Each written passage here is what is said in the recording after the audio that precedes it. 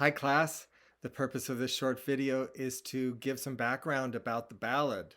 So this week and next week we'll be talking about the ballad, and as we've done before, we're going to first talk about the English version, and then we're going to talk about the American version and the changes wrought by the Americans in the second week. So in my mind, here is where the historical narrative of our class gets really good.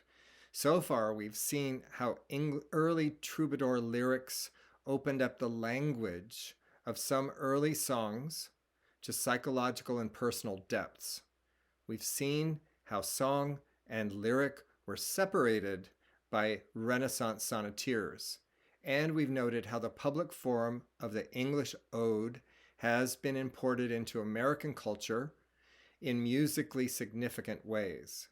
But the ballad takes us to a new level, both in terms of English culture influencing American culture in a big way, and in terms of the integration of song and lyric in ways not seen since the troubadour days.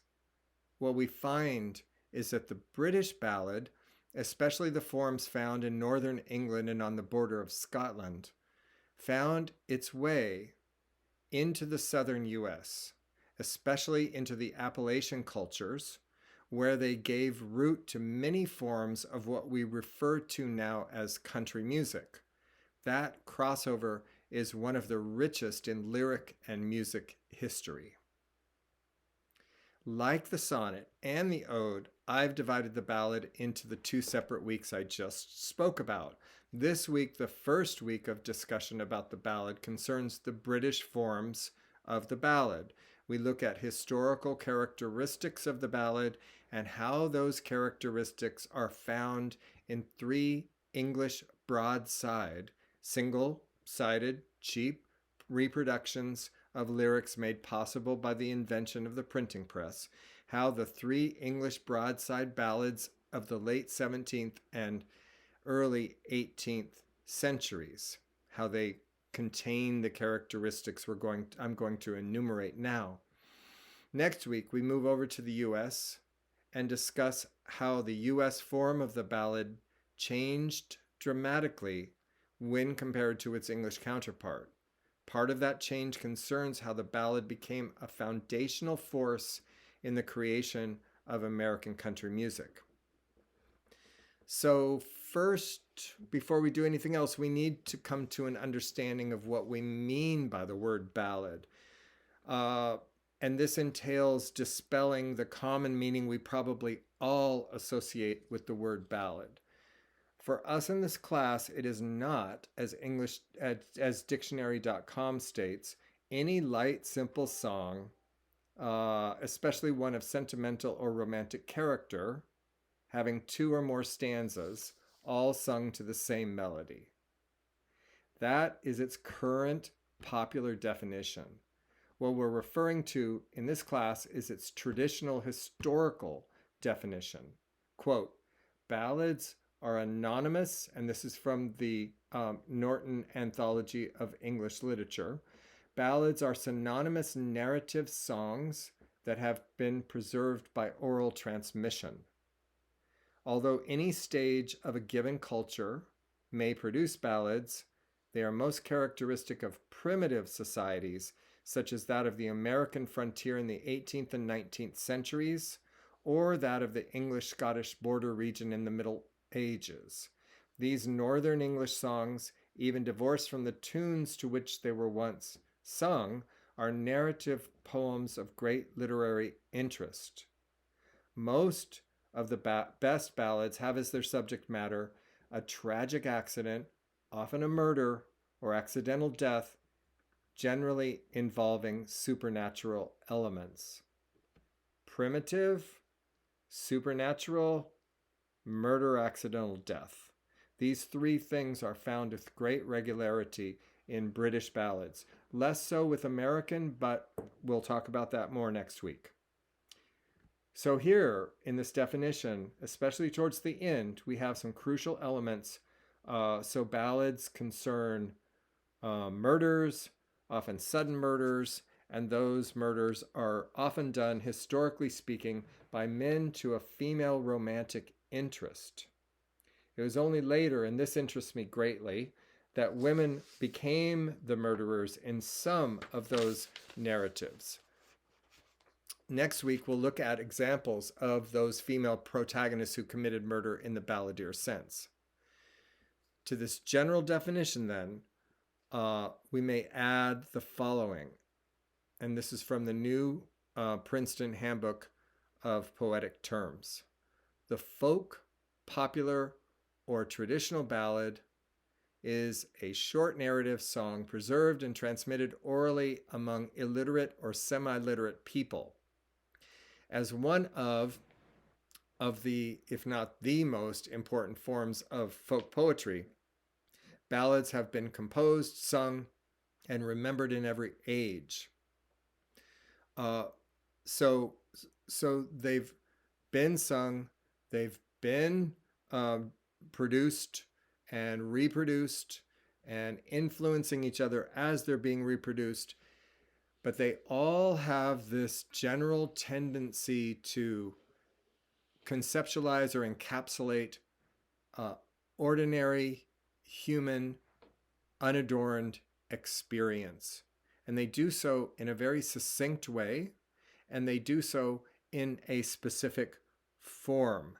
So that form has a structure, and the structure, as you're writing your own ballads, includes and should contain 4-line stanzas. So we're working with quatrains in the ballad tradition. The first and third lines do not rhyme. The second and fourth lines do rhyme.